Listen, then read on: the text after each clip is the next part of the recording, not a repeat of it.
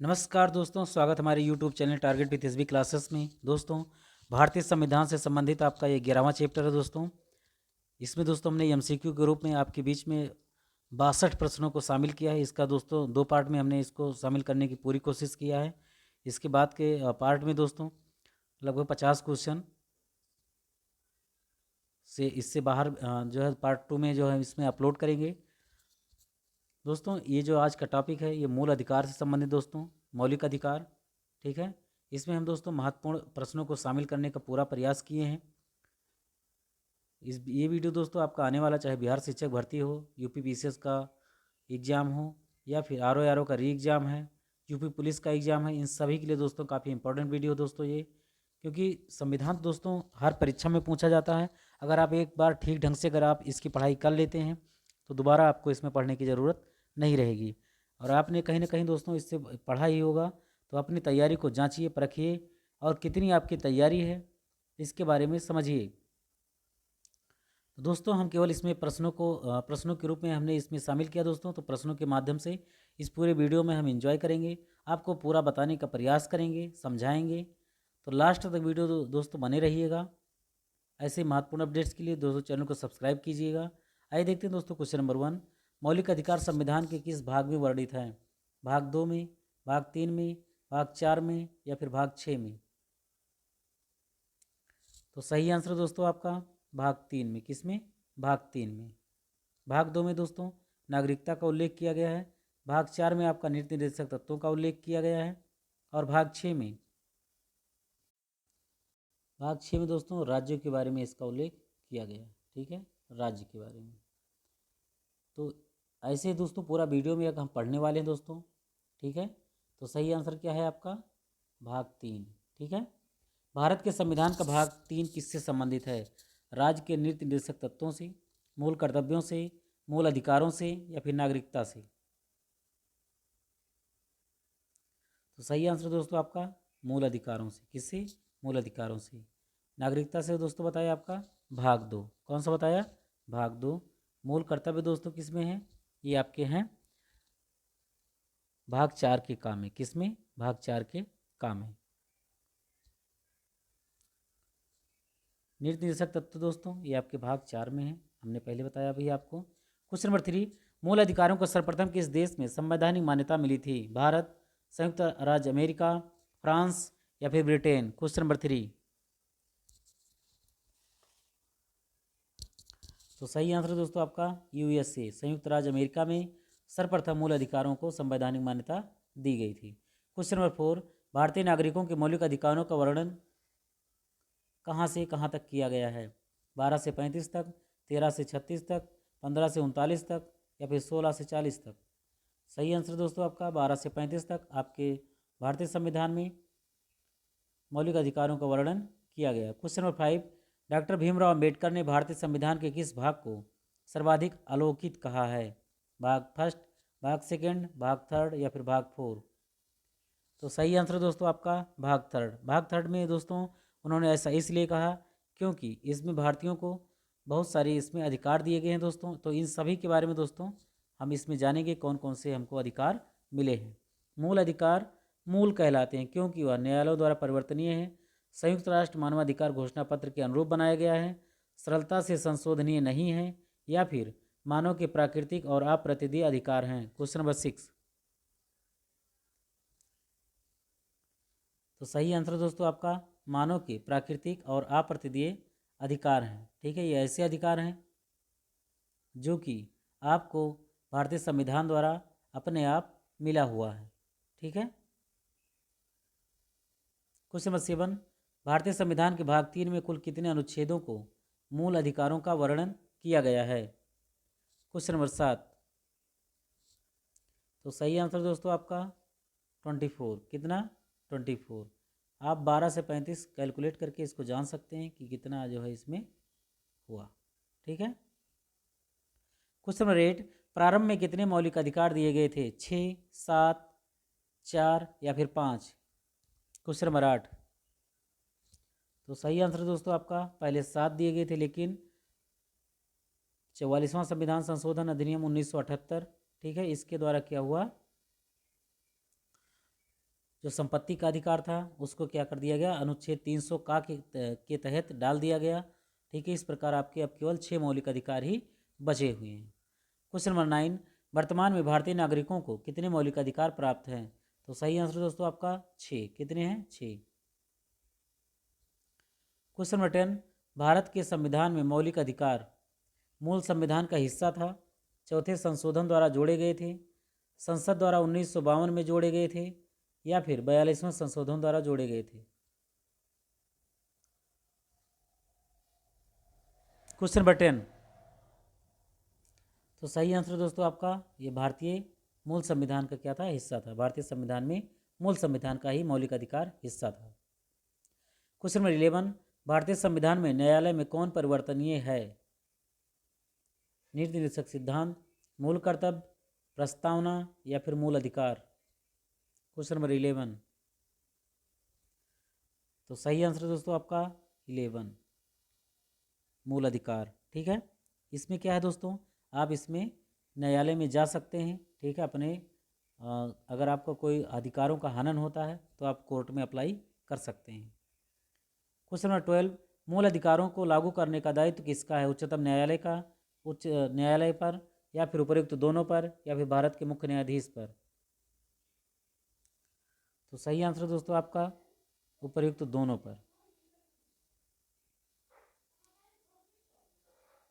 Question number 13, मौलिक अधिकारों का निलंबन कौन कर सकता है? प्रधानमंत्री, संसद, राष्ट्रपति, या फिर सर्वोच्च न्यायालय? मौलिक अधिकारों का निलंबन कौन कर सकता है? क्वेश्चन नंबर 13, तो सही आंसर दोस्तों आपका राष्ट्रपति। ये कब कर सकता है दोस्तों? जब किसी देश के साथ युद्ध चल रहा हो या आंतरिक हालात काफ़ी खराब हो गया हो, तभी ऐसा मौलिक अधिकारों का निलंबन हो सकता है, अन्यथा नहीं हो सकता। क्वेश्चन नंबर 14, मौलिक अधिकारों के बारे में सुनवाई करने का अधिकार निम्न को किसको प्रदान किया गया है? सर्वोच्च न्यायालय को, उच्च न्यायालय को, प्रधानमंत्री को, या फिर इनमें से कोई नहीं? तो सही आंसर दोस्तों आपका, इसकी ठीक ढंग से व्याख्या करेगा सुप्रीम कोर्ट ही करेगा। क्वेश्चन नंबर 15, संविधान में उद्घोषित यानी कि जो बताया गया है मौलिक अधिकार, उसमें एक संशोधन किया जा सकता है कैसे? राष्ट्रपति द्वारा, सर्वोच्च न्यायालय द्वारा, संसद द्वारा, या फिर उपर्युक्त में से कोई नहीं? क्वेश्चन नंबर 15, सही आंसर दोस्तों आपका संसद द्वारा मौलिक अधिकारों में संशोधन किया जा सकता है। क्वेश्चन नंबर 16, भारतीय नागरिकों को प्रदान किए गए मूल अधिकारों को निलंबित किया जा सकता है, निलंबित किया जा सकता है, या फिर निलंबित नहीं किया जा सकता है, या फिर किसी भी परिस्थिति में निलंबित नहीं किया जा सकता, या फिर ऊपर निर्दिष्ट कुछ भी सही नहीं है? क्वेश्चन नंबर 16, तो सही आंसर दोस्तों आपका ऑप्शन बी। ठीक है, जो नागरिकों को जो मूल अधिकार प्रदान किया गया दोस्तों, ये विशेष परिस्थितियों में आपका ये निलंबन किया जा सकता है। जैसे किसी दूसरे देश के साथ युद्ध चल रहा हो या आंतरिक हालात काफ़ी खराब हो गए हों, भारत के किसी भी क्षेत्र में अगर सुरक्षा की ये महसूस होता है कि उसमें कमी है, ठीक है, तो भी आपका मूल अधिकार निलंबित हो सकता है। जैसे जम्मू कश्मीर के मैटर में आप सभी लोगों ने देखा, ठीक है, लोगों को भी जो आज़ादी दी गई थी उसमें क्या कर दिया गया था, समाप्त कर दिया गया था। क्वेश्चन नंबर 17, निम्नलिखित में से कौन से मामले उच्च न्यायालय तथा उच्चतम न्यायालय की अधिकारिता में आते हैं? केंद्र व राज्यों के बीच विवाद, राज्यों के परस्पर विवाद, मूल अधिकार का परिवर्तन, या फिर संविधान के उल्लंघन से संरक्षण? क्वेश्चन नंबर 17, सही आंसर दोस्तों आपका मूल अधिकारों का परिवर्तन। ये सब उच्च न्यायालय तथा उच्च न्यायालय दोनों में आते हैं, किस प्रकार उसमें बदलाव लाया जा सकता है। क्वेश्चन नंबर 18, भारतीय संविधान के अंतर्गत मूल अधिकारों का संरक्षक कौन है? कार्यपालिका, न्यायपालिका, संसद, या फिर राष्ट्रपति, या फिर मंत्रिमंडल? क्वेश्चन नंबर 18, तो सही आंसर दोस्तों आपका न्यायपालिका। न्यायपालिका ही क्या है आपका मूल अधिकारों का क्या है, संरक्षक है। क्वेश्चन नंबर 19, मौलिक अधिकारों के निलंबन का आदेश कौन दे सकता है? राष्ट्रपति, संसद, प्रधानमंत्री, या फिर सर्वोच्च न्यायालय? मौलिक अधिकारों के निलंबन का आदेश कौन दे सकता है? तो सही आंसर दोस्तों आपका राष्ट्रपति। ठीक है, राष्ट्रपति को यह लगता है कि भारत के किसी भी क्षेत्र में सुरक्षा की या फिर और किसी कारण से खतरा है तो मौलिक अधिकारों का निलंबन हो सकता है। क्वेश्चन नंबर 20, मूल अधिकारों पर आवश्यक प्रतिबंध लगाने का अधिकार किसको है? राष्ट्रपति को, संसद को, न्यायपालिका को या फिर इनमें से किसी को नहीं। क्वेश्चन नंबर 20, तो सही आंसर दोस्तों आपका संसद। किसको है? मूल अधिकारों पर आवश्यक प्रतिबंध लगाने का अधिकार किसको है? संसद को है। और फिर निलंबन कौन कर सकता है? राष्ट्रपति। तो इसमें हस्तक्षेप संसद का होता है, लेकिन राष्ट्रपति के नाम से ही ऐसा निलंबन होता है। क्वेश्चन नंबर 21, मौलिक अधिकारों का प्रमुख उद्देश्य क्या है? समाज के समाजवादी ढांचे को बढ़ावा देना, व्यक्तिगत स्वतंत्रता को सुनिश्चित करना, न्यायपालिका की स्वतंत्रता को सुनिश्चित करना या फिर उपयुक्त सभी को सुनिश्चित करना। क्वेश्चन नंबर 21, सही आंसर दोस्तों आपका व्यक्तिगत स्वतंत्रता को क्या करना? सुनिश्चित करना। ठीक है। क्वेश्चन नंबर 22, मूल अधिकारों को परिवर्तित करने की शक्ति प्राप्त है राष्ट्रपति को, संसद को, केवल उच्चतम न्यायालय को या फिर उच्चतम व उच्च न्यायालय दोनों को? तो सही आंसर दोस्तों आपका उच्चतम व उच्च न्यायालय दोनों को मूल अधिकारों को परिवर्तित करने की शक्ति प्राप्त है। क्वेश्चन नंबर 23, भारतीय संविधान में प्रदत्त जो मूलभूत अधिकार हैं जो आपको दिया गया है, ठीक है, तो इसमें निलंबित करने वाली सत्ता कौन सी है? सर्वोच्च न्यायालय, संसद, प्रधानमंत्री या फिर राष्ट्रपति? क्वेश्चन नंबर 23,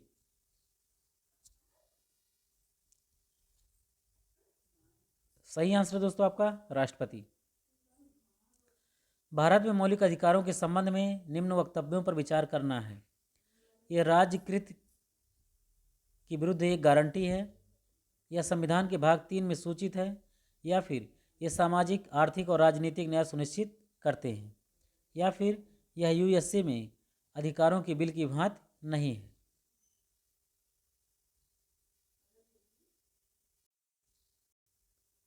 अब इसमें दोस्तों कूट करके बताना है पहला और दूसरा सही है या फिर 2 और 3 सही है या फिर 1 2 3 सही है या फिर 2 3 4 सही है। इसमें दोस्तों लिखा है ये यूएसए में अधिकारों की बिल की भांति नहीं, ये बात बिल्कुल गलत है, उसी के जैसा है। ये सामाजिक, आर्थिक और सामाजिक न्याय सुनिश्चित करते हैं। अब राजनीतिक न्याय का मतलब क्या दोस्तों, कि अगर आप चुनाव में खड़े होना चाहते हैं या और भी कोई राजनीतिक गतिविधियों में भाग लेना चाहते हैं तो क्या आप हाई कोर्ट जा सकते हैं, या और किसी कारणवश ये आपको कोई राइट्स नहीं मिला है। आर्थिक की बात कर रहा दोस्तों कि आपको अधिक से अधिक पैसे की आप डिमांड कर सकते हैं न्यायालय से या फिर और किसी कारण से, ठीक है, कि मेरा अधिकार है। या फिर ये सामाजिक अधिकार है, तो ये ऐसे कोई बात ऐसे इसमें नहीं की गई है मौलिक अधिकारों में। दोस्तों ये राज्य जो करता है इसके खिलाफ क्या है, ये गारंटी, ये बात सही है और ये संविधान के भाग 3 में ये वर्णित है। इस प्रकार आपका पहला और दूसरा आंसर क्या है, सही है, बाकी सही ऑप्शन क्या है, गलत है। क्वेश्चन नंबर 25, समानता का अधिकार भारतीय संविधान के किन 5 अनुच्छेदों में किया गया है? तो सभी लोग जानते हैं दोस्तों, अनुच्छेद 14 से 18। क्वेश्चन नंबर 26, भारतीय संविधान के निम्नलिखित अनुच्छेदों में से कौन विधायन सत्ता पर पूर्ण नियंत्रण लगाता है? विधायन सत्ता पर पूर्ण नियंत्रण लगाता है। अनुच्छेद 14, अनुच्छेद 15, अनुच्छेद 16 या फिर अनुच्छेद 17? क्वेश्चन नंबर 26 बताइएगा सभी लोग। तो सही आंसर दोस्तों आपका अनुच्छेद 14। कौन सा सही है आपका? Article number 14। आर्टिकल नंबर 14 में दोस्तों सभी के लिए समानता की बात की गई थी। आइए हम इसको यहाँ पे विस्तार में सभी अनुच्छेदों के बारे में जानने का पूरा प्रयास करेंगे। दोस्तों इसमें विधि के समक्ष समता की बात किया गया था, ठीक है, इसीलिए इसको विधायन सत्ता पर पूर्ण नियंत्रण लगाने की बात किया गया। इसका मतलब क्या हुआ कि राज्य सभी व्यक्तियों के लिए एक समान कानून बनाएगा और उन पर एक ही तरीके से क्या करेगा, लागू करेगा, ठीक है। तो इसमें विधि की यानी कि कानून की बात की गई थी। आर्टिकल 15 जो था दोस्तों कि आपका चाहे धर्म कुछ भी हो, नस्ल कुछ भी हो, जाति कुछ हो, आप मेल हो फीमेल हो या आपका जन्म स्थान कोई भी हो, इसके आधार पर आपके साथ कोई भी डिस्क्रिमिनेशन यानी कि भेदभाव नहीं किया जा सकता है। आर्टिकल 16 क्या था दोस्तों, जो आपकी सरकारी नौकरियां हैं, ठीक है, इनमें किसी भी प्रकार के किसी के खिलाफ कोई भेदभाव नहीं किया जाएगा। ये आपके आर्टिकल नंबर 16 की बात की गई है। 17 में दोस्तों अस्पृश्यता के उन्मूलन के लिए दंडनीय अपराध घोषित किया गया है कि कोई ऐसा अगर करता है तो उसको जो भारतीय संविधान के अनुसार जो उस पर दंड का प्रावधान किया गया है, ठीक है, उसके अनुसार उसको दंडित किया जाएगा, यानी कि छुआछूत को समाप्त किया गया है ये आर्टिकल 17 के तहत। इसका सही आंसर दोस्तों आपका आर्टिकल 14। क्वेश्चन नंबर 27, भारतीय संविधान की प्रस्तावना में समाजवाद शब्द को निम्नलिखित में से किस अनुच्छेद या अनुच्छेदों के साथ मिलाकर पढ़ने से सर्वोच्च न्यायालय को समान कार्य के लिए समान वेतन का मौलिक अधिकार परिभाषित करने की शक्ति प्राप्त हुई है? देखिए दोस्तों क्वेश्चन को कैसे घुमा के पूछा है। क्वेश्चन नंबर 27, सही आंसर दोस्तों आपका अनुच्छेद 14, 15 व 16। बहुत महत्वपूर्ण क्वेश्चन है दोस्तों, ठीक है। इन तीनों अनुच्छेदों को एक साथ मिलाकर पढ़ने से दोस्तों समान कार्य के लिए समान वेतन का मौलिक अधिकार इसमें परिभाषित किया गया है, ठीक है। इन तीनों अनुच्छेदों के बारे में दोस्तों हमने ऊपर आपको बताया। क्वेश्चन नंबर 28, विधि के सामने समानता का अधिकार है नागरिक अधिकार, आर्थिक अधिकार, सामाजिक अधिकार या फिर राजनीतिक अधिकार? तो सही आंसर दोस्तों आपका नागरिक अधिकार है। क्या है? नागरिक अधिकार। क्वेश्चन नंबर 29, भारतीय संविधान का कौन सा अनुच्छेद छुआछूत उन्मूलन से संबंधित है? आर्टिकल नंबर 17, ठीक है। 18 में बताया गया दोस्तों उपाधियों का अंत। क्या बताया गया है? उपाधियों का अंत इसमें बताया गया है, ठीक है। सेना या विधा संबंधी सम्मान के सिवाय अगर कोई भी दूसरी उपाधि अगर आप धारण करते हैं तो यह राज्य द्वारा प्रदान नहीं किया जाएगा। भारत का कोई भी नागरिक अगर किसी दूसरे देश से, ठीक है, बिना राष्ट्रपति की परमिशन की कोई उपाधि स्वीकार करता है तो वो मान्य नहीं होगा, ठीक है। ये आपके आर्टिकल 18 में बताया गया। बाकी 14 और 15 को हमने ऊपर डिस्कस किया। क्वेश्चन नंबर 30, निम्नलिखित में से भारतीय संविधान के कौन से अनुच्छेद में किसी भी रूप में अस्पृश्यता निषेध के लिए प्रावधान करता है?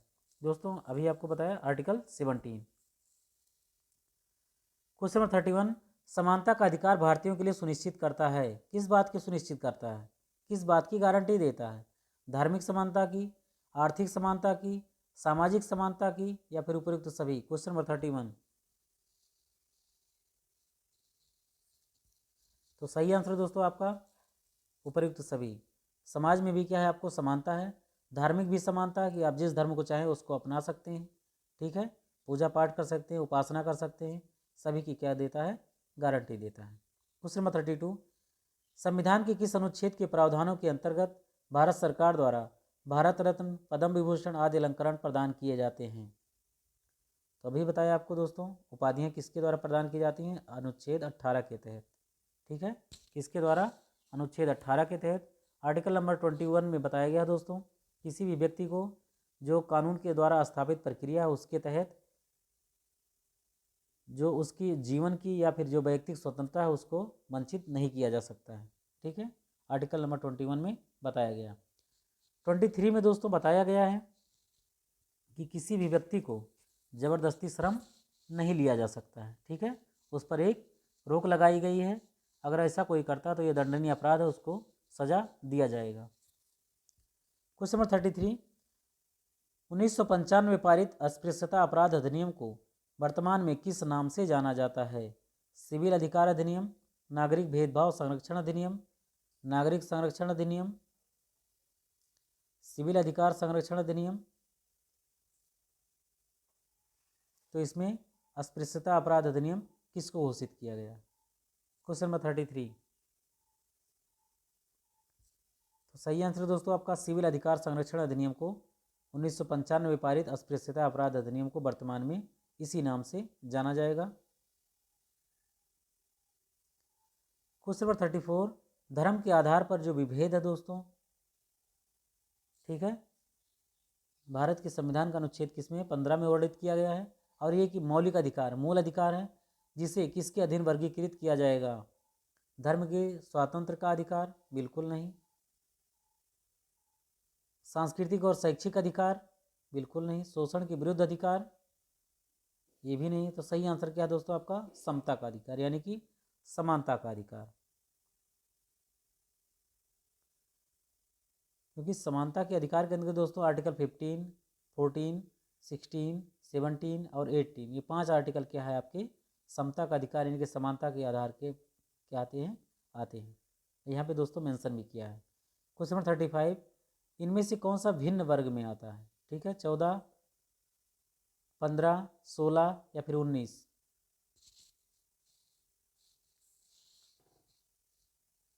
तो सही आंसर दोस्तों आपका आर्टिकल नंबर 19। बाकी ये तो आपके समानता के अधिकार में आ जाते हैं दोस्तों, लेकिन आपका जो आर्टिकल नंबर 19 है, ये जो दोस्तों आपका आता है स्वतंत्रता के अधिकार में। किस में आता है?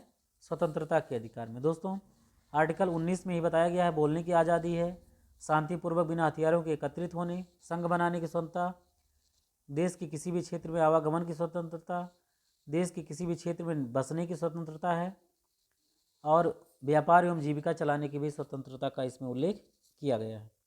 क्वेश्चन नंबर 36, भारतीय संविधान में किसमें भारतीय सर्वोच्च न्यायालय को समान कार्य के लिए समान वेतन का मौलिक अधिकार निगमन करने हेतु सक्षम किया?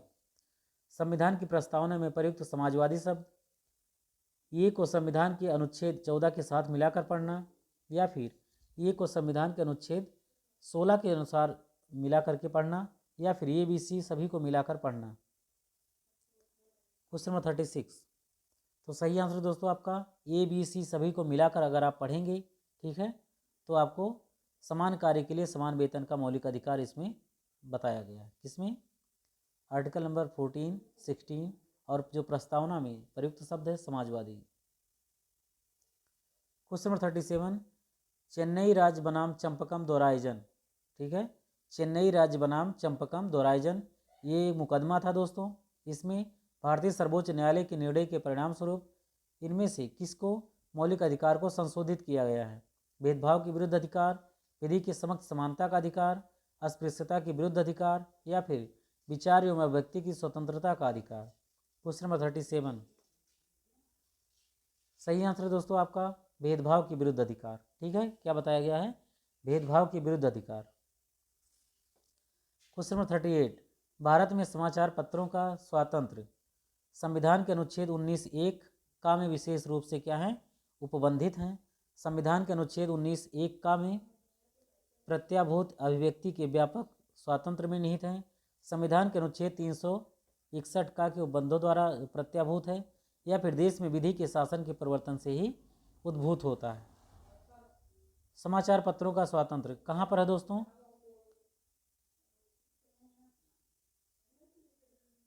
यह है आपका आर्टिकल नंबर 19(1) के का में। ठीक है। क्वेश्चन नंबर 39, भारत का संविधान अस्पष्टता प्रेस की आज़ादी की व्यवस्था नहीं करता, किंतु यह आज़ादी अंतर्निहित है किसके तहत? 19(1) में, या फिर 19(2) बा में, या फिर 19(1) सा में, या फिर 19(1) दा में।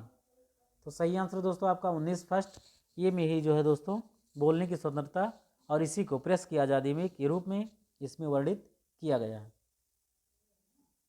क्वेश्चन 40, स्वतंत्रता के मूल अधिकार से संबंधित संविधान के अनुच्छेद 19 के अंतर्गत कितने प्रकार की स्वतंत्रताएं प्रत्याभूत हैं? 10, 8, 6 या फिर 4? तो सही आंसर दोस्तों आपका ऑप्शन सी 6। कौन कौन से हैं दोस्तों बताया? 19 में बोलने की स्वतंत्रता है, 19 में शांतिपूर्वक बिना हथियारों के एकत्रित होने और सभा करने की स्वतंत्रता है, 19 में दोस्तों संघ बनाने की स्वतंत्रता है, 19 में देश के किसी भी क्षेत्र में आप आ जा सकते हैं, कोई दिक्कत नहीं है, 19 में किसी भी क्षेत्र में भारत के आप जा सकते हैं, रह सकते हैं, बस सकते हैं, पूरी आज़ादी आपको है।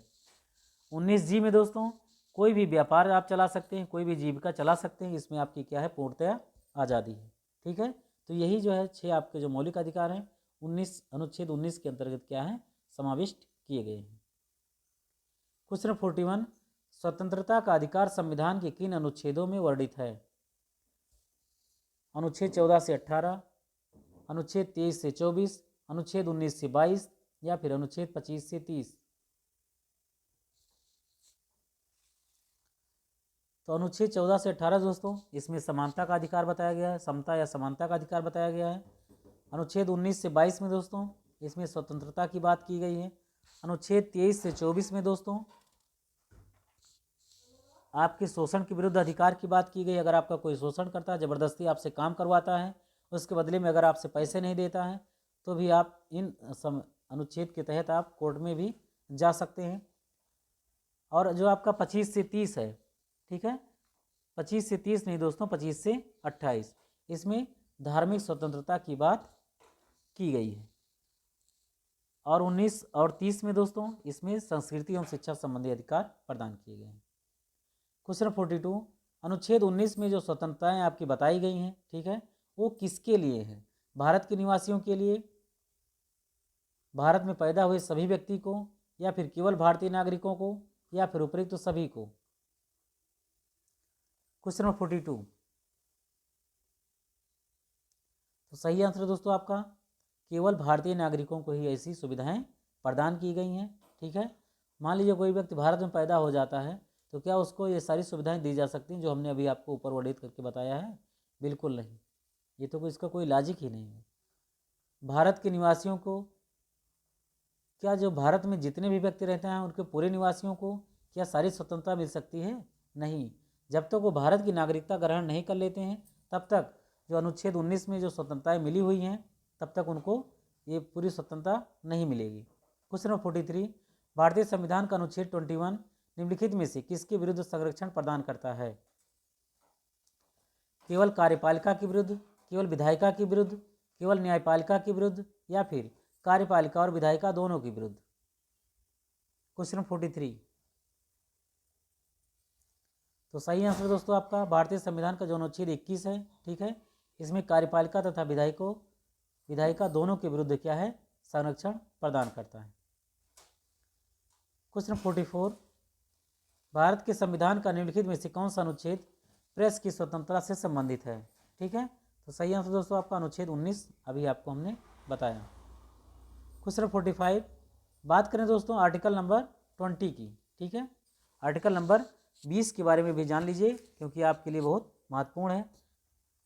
अपराधों के लिए जो दोष सिद्धि के संबंध में दोस्तों जो संरक्षण है, इसमें ये बताया गया है कि अगर आपने कोई अपराध किया है तो उसके लिए आपको केवल एक बार दंड मिलेगा। दूसरी बात क्या है दोस्तों, जिस समय आपने अपराध किया था, ठीक है, उस समय जो भारत में संविधान में जो कानून बना था उसी के तहत आपको दंड दिया जाएगा। ये नहीं कि उस समय कोई नया कानून बना करके आपको दंडित किया जाए, तो ये ऐसा बिल्कुल भी संभव नहीं है। तीसरी बात दोस्तों कि किसी भी व्यक्ति को न्यायालय में गवाही देने के लिए ज़बरदस्ती नहीं किया जा सकता, ठीक है, कि आप अपने खिलाफ गवाही दें, ठीक है। आर्टिकल नंबर 22 में दोस्तों बताया गया था कि कुछ दशाओं में जो आपको कोई अरेस्ट कर ले जाता है, कोई गिरफ्तार कर ले जाता है, तो उसको जो है कैसे रोका जा सकता है, ठीक है। आप उसके कैसे क्वेश्चन जवाब कर सकते हैं, जैसे आपने किस कारण से हमको जो है गिरफ्तार किया, कैसे अरेस्ट किया, उसका रीज़न क्या है। 24 घंटे के समय, ठीक है, जो आपके दंडाधिकारी हैं, जो आपके न्यायाधीश हैं, मजिस्ट्रेट हैं, उनके समक्ष क्या करना होगा? पेश करना होगा। तीसरी बात क्या दोस्तों, आपके जो मनपसंद वकील हैं, ठीक है, आप उनसे क्या कर सकते हैं? सलाह मशवरा आप उनसे कर सकते हैं, विचार विमर्श कर सकते हैं। ये आपके बताएगा दोस्तों आर्टिकल नंबर 22 में। 19 स्वतंत्रता बताई गई दोस्तों, आपकी व्यक्तिगत स्वतंत्रता है। अनुच्छेद 21 में दोस्तों आपके बताया गया है पढ़ने की 19-21 की काल में बताया गया दोस्तों, आपका पढ़ना का क्या है? एक मौलिक अधिकार की श्रेणी में डाला गया दोस्तों।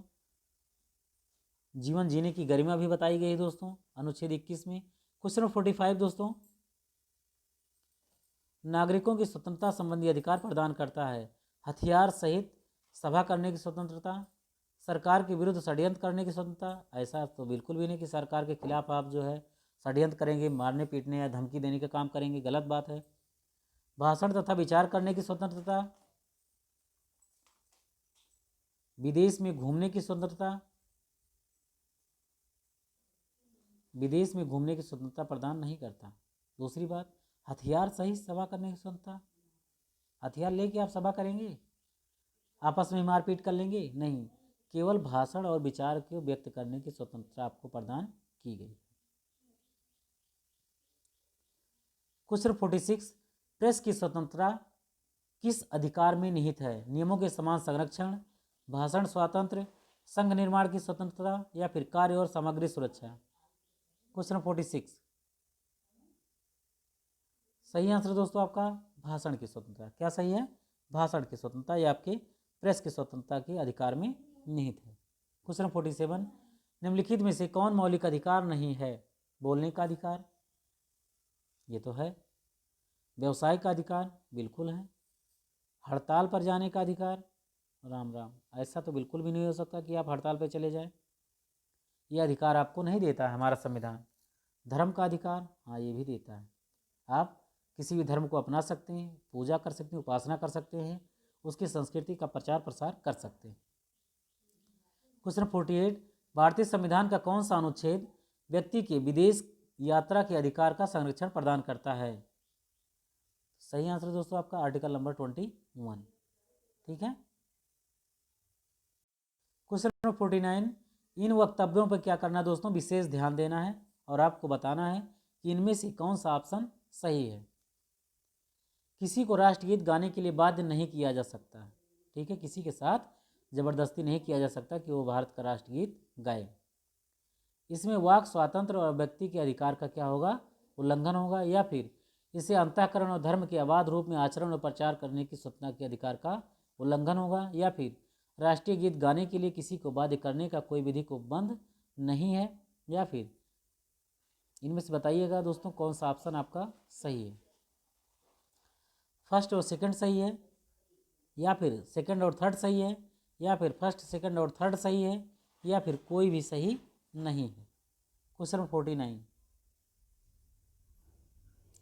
तो सही आंसर दोस्तों आपका question number first, option first और सेकंड क्या है आपका सही है। इसमें वाक स्वातंत्र्य और अभिव्यक्ति के अधिकार का क्या होगा? उल्लंघन होगा।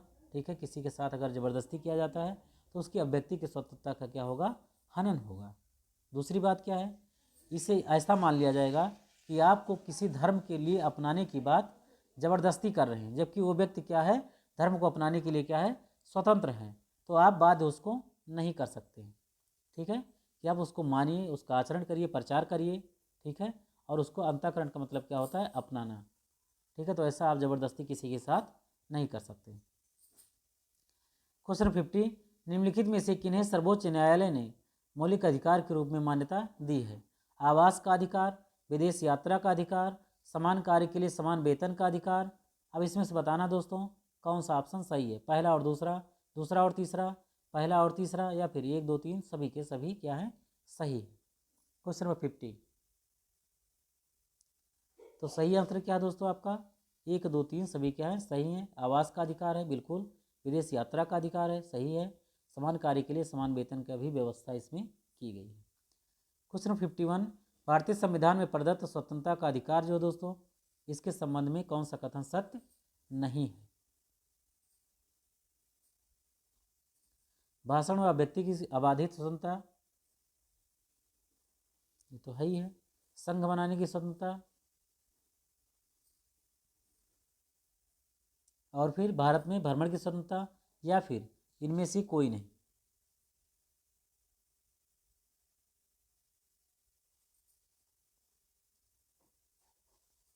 यहाँ पे दोस्तों शब्द को समझने का प्रयास करिए। ठीक है, भाषण व अभिव्यक्ति की अबाधित स्वतंत्रता, यानी कि कोई भी बाधा ही नहीं है। आप जो चाहें बोलें। ठीक है, आपका जो मन हो किसी को बोलें, गाली दे गलौज करें, मारपीट करें। ठीक है, तो ऐसी आज़ादी हमको हमारा जो स्वतंत्रता का अधिकार है ये नहीं देता है। ठीक है, बाकी भ्रमण की स्वतंत्रता देता है, संघ बनाने की स्वतंत्रता देता है, सबकी देता है, लेकिन अबाधित कोई बाधा ही नहीं है उसके ऊपर, तो ऐसी व्यवस्था नहीं करता है। क्वेश्चन 52, शोषण के विरुद्ध अधिकार किसमें वर्णित किए गए हैं? तो आपके अनुच्छेद 23 और 24 में किए गए हैं। ठीक है। क्वेश्चन 53, मौलिक अधिकारों के अंतर्गत कौन सा अनुच्छेद बच्चों के शोषण से संबंधित है?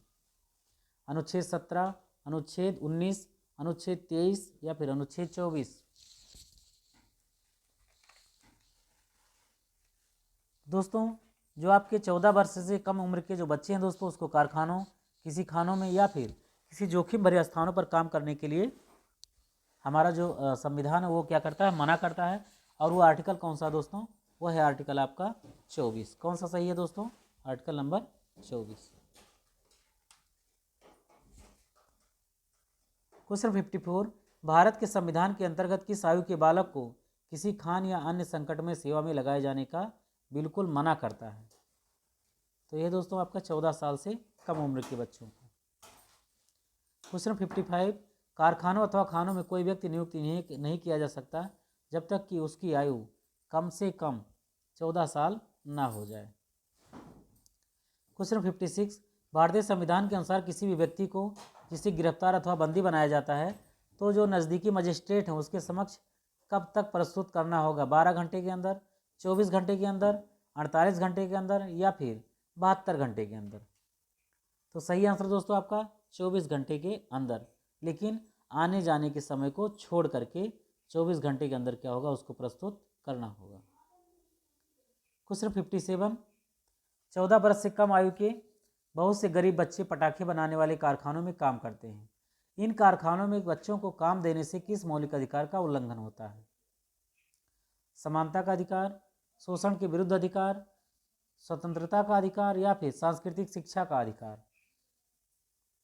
तो सही आंसर दोस्तों आपका शोषण के विरुद्ध के अधिकार के अंतर्गत आता है। इसका मतलब क्या है, बच्चों का आप शोषण करवा रहे हैं, उनके अधिकारों का हरण कर रहे हैं, उनके जीवन जीने की स्वतंत्रता का क्या कर रहे हैं, आप छीन कर रहे हैं। क्वेश्चन 58, निम्नलिखित में से किस अनुच्छेद में कहा गया है कि किसी भी व्यक्ति को एक ही अपराध के लिए एक बार से अधिक अभियोजित एवं दंडित नहीं किया जाएगा? 20, 21, 22 या फिर 17? क्वेश्चन 58 सही आंसर दोस्तों आपका अनुच्छेद 20। कौन सा सही है, अनुच्छेद 20।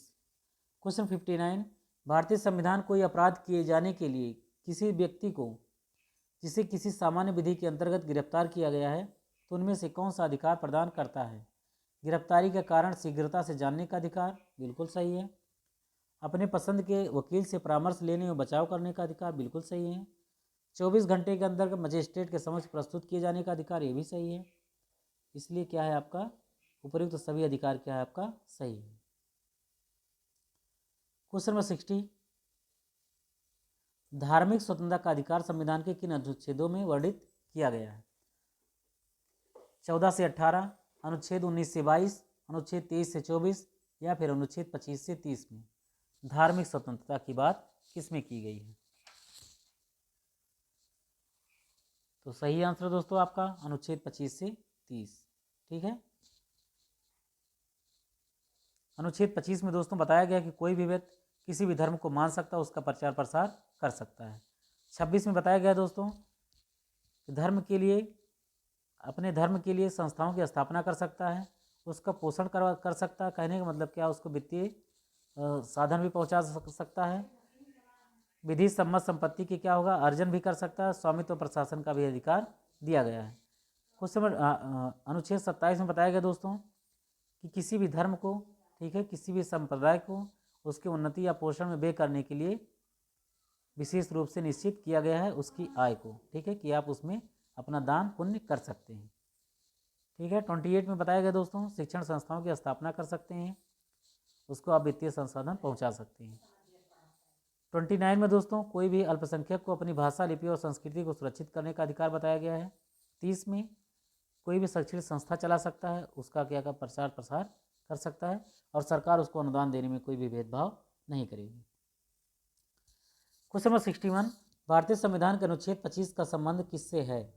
समानता के अधिकार से, संपत्ति के अधिकार से, धर्म की स्वतंत्रता से या फिर अल्पसंख्यकों की स्वतंत्रता से? क्वेश्चन नंबर 61, तो सही आंसर दोस्तों आपका धर्म की स्वतंत्रता से। क्वेश्चन नंबर 62, धार्मिक स्वतंत्रता के अधिकार में संविधान के अंतर्गत सम्मिलित है, क्या सम्मिलित है? धर्म प्रचार करने का अधिकार, सिखों के कृपाण धारण करने एवं रखने का अधिकार, ये भी सही है। राज्यों का समाज सुधारक विधि निर्माण करने का अधिकार, धार्मिक निकायों का लोगों को धर्म परिवर्तन कराने का अधिकार। तो क्या ऐसा हमारा संविधान वर्णित करेगा कि किसी का धर्म परिवर्तन करा दो? ऐसा तो बिल्कुल नहीं कहता है। बाकी राज्यों का समाज सुधारक विधि निर्माण का अधिकार देता है। और आपका क्या पहला ही ऑप्शन क्या है, सही है। ठीक है। चौथा इसमें भी दोस्तों ये भी गलत हो जाएगा, ये भी गलत हो जाएगा, और डी वाले में भी है तो ये भी क्या हो जाएगा, गलत हो जाएगा। तो ये था दोस्तों आपके बीच में महत्वपूर्ण प्रश्न। ठीक है। आई होप दोस्तों आपने इसको एंजॉय किया होगा, पसंद किया होगा। ठीक है। तो चैनल को सब्सक्राइब जरूर कीजिएगा और हर ज़रूरतमंद के पास इस वीडियो को शेयर भी करने का पूरा प्रयास आप लोग करेंगे। बहुत बहुत धन्यवाद दोस्तों, मिलते हैं नेक्स्ट वीडियो में बहुत जल्द। Thanks for watching. जय हिंद।